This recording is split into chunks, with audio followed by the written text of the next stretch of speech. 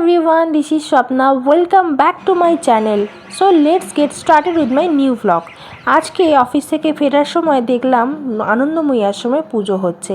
Actually আমি বাস থেকে নামার সাথে সাথে শুনতে পাচ্ছিলাম ঢাকের আওয়াজ হচ্ছে, খুব ঢাক বাজছে। তো সেই কারণে আমি ভাবলাম আনন্দময়ী আশ্রমে নিশ্চয়ই আরতি হচ্ছে এখন, তাই চলে গিয়েছিলাম আরতি দেখতে।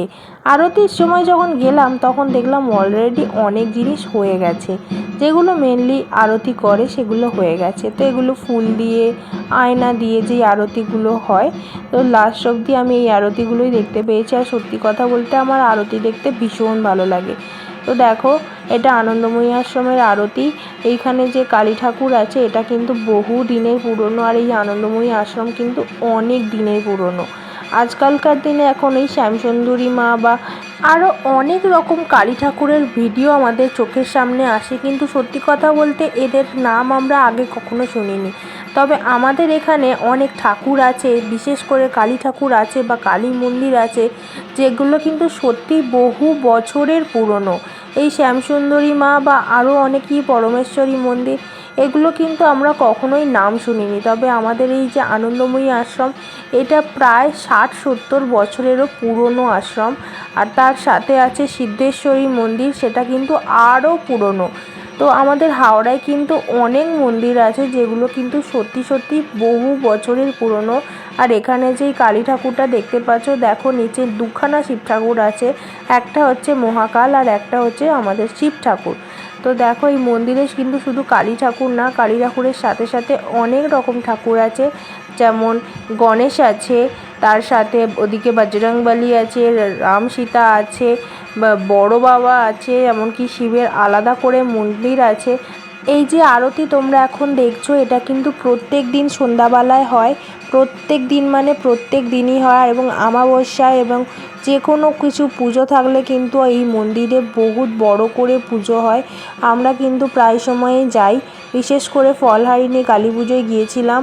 তো দেখেছিলাম বিশাল লম্বা লাইন পড়েছিল। তো তোমরা যদি কেউ এখানে এসে পুজো দিতে চাও, একটু টাইম নিয়েই আসবে। যদি কোনো অমাবস্যায় আসতে চাও তাহলে একটু কিন্তু টাইম নিয়েই আসবে।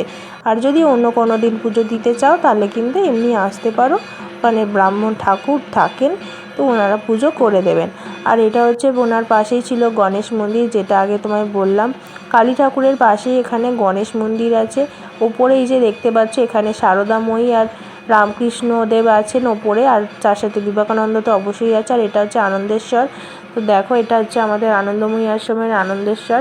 এখানে কিন্তু আমাদের শিবরাত্রি করলে এখানে আমি প্রায় সময় আগে যেতাম।